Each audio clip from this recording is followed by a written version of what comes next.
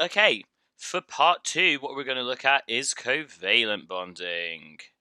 And so, obviously, what we kind of need to look at is, again, we're going to go what happens to the atoms when they start wanting to join together, like why are they joining together? Then we'll look at how they actually join together, and then we'll look at how the structure, looking at the structure, what the properties of it will be, and really breaking it down to those three steps. When you're answering a question about covalent bonding, you need to make sure you're mentioning these three steps if it's a long form answer. All right, let's first of all start off. Why do we get covalent bonding? Well, if you remember something like chlorine, for instance, chlorine is element number 17. So just quickly draw out this dot and cross diagram. As you know, this computer does not always let me draw the nicest dot and cross diagrams, but I'm going to do my best. Here we go. Oop, oop. There we go. We've got our chlorine atom there, element number 17. And obviously, if this is one chlorine atom. As you know, I'm sure you know, chlorine has the symbol Cl, but if it's a molecule, it's called Cl2. That means that there are two chlorine atoms in there. Why is that the case? Well, look, if you see here, there's a free space on this molecule. It can make one bond. So if you only have chlorine atoms there are no other atoms but chlorine atoms, they will start to pair up. And so what you get is something like this. So you have to have your two chlorine atoms. Sorry, this one really should be a cross, not a dot. I'm getting it wrong. Make sure that you check. Here we go. 10. And then 17 is the last one.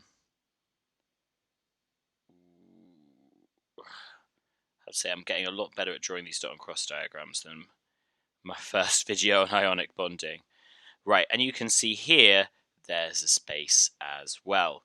So if these two atoms sort of share this area, they can form a bond. So they form a bond by sharing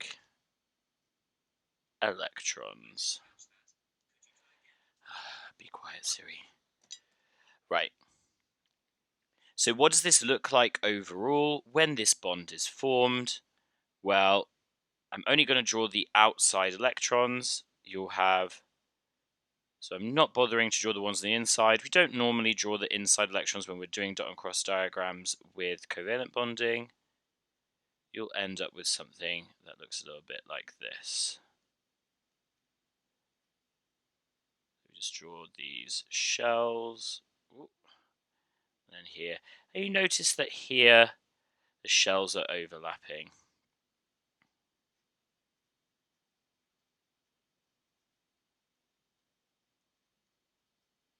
And that one of each of those is in the overlap.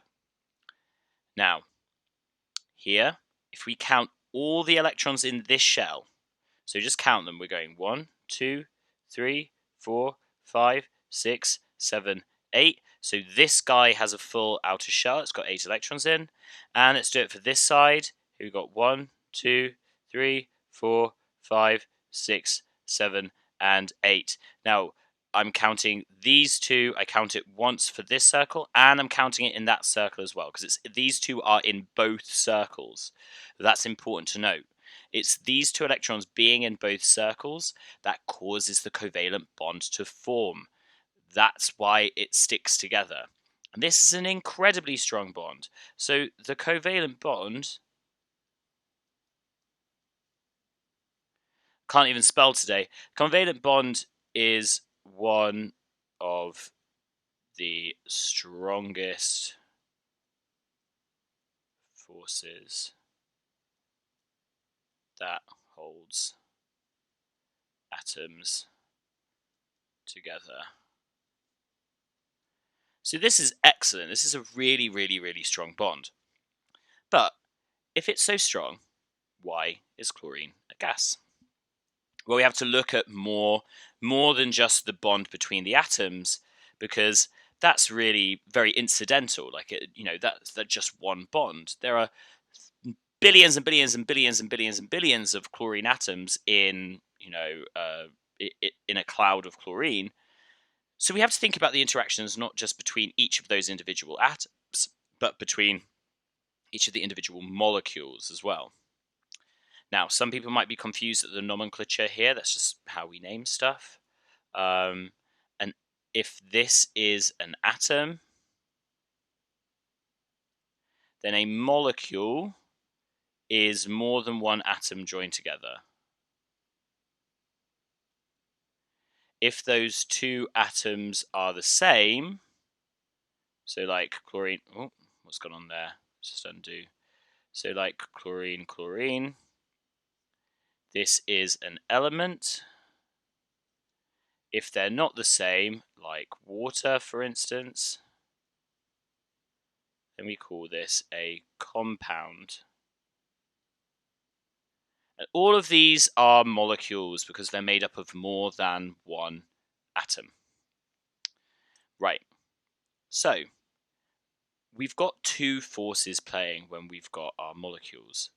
Say if I just draw some oxygen molecules in the air, so here's a little oxygen molecule, there's another oxygen molecule, here's another oxygen molecule. So we're just drawing a few oxygen molecules just to kind of give this a little bit of an idea what's going on. There's my oxygen molecules. They're all nice and tight together. They're kind of free to move. Oxygen is obviously a gas. It's in the air. It moves around really easily. But why is that the case when this bond is so strong? This bond, very strong.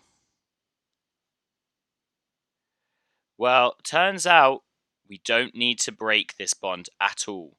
This bond does not need to be broken for this to become a gas. There is a weak bond between these atoms. So these molecules here kind of have a weak force between them. And this weak force is called the intermolecular force. It's a much, much, much, much weaker bond, and it is kind of what keeps the individual molecules together. It's a force between molecules, not a force between atoms. And that's easy to remember because intermolecular force has the word molecule in it. You see, intermolecular means between molecules. It is not the force that holds the atoms together. It is the force that holds molecules together.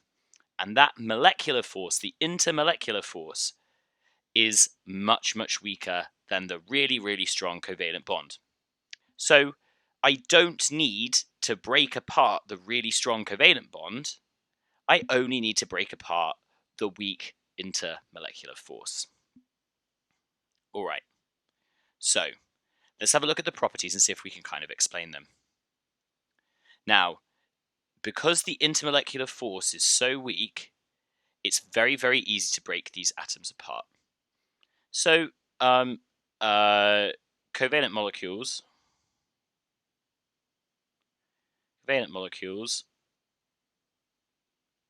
are weak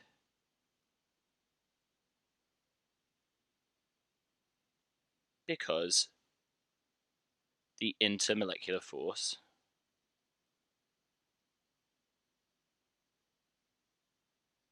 is easy to break. Easy peasy to understand. Not just that, if we look at its melting and boiling points, well, they're going to have a low melting and boiling point. Covalent molecules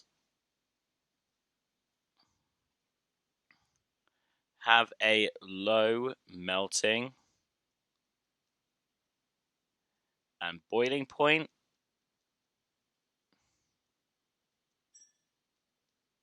And the reason for this is that because it requires less energy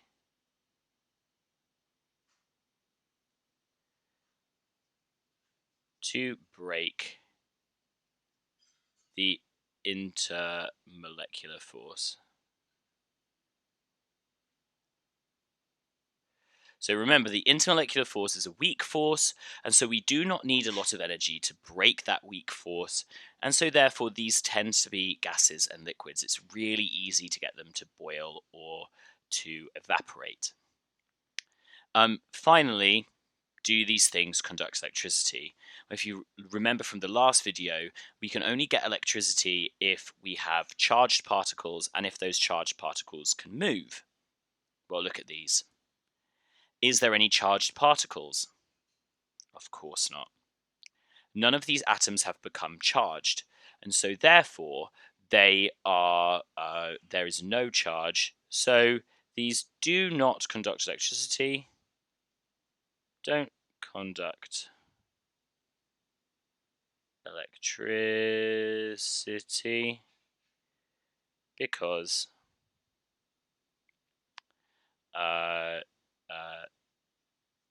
the particles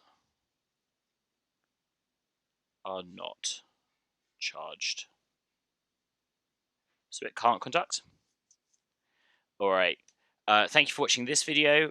In the next one, what we'll do is we'll look at covalent molecules still, but we're going to look at those giant covalent lattice structures instead. Have fun.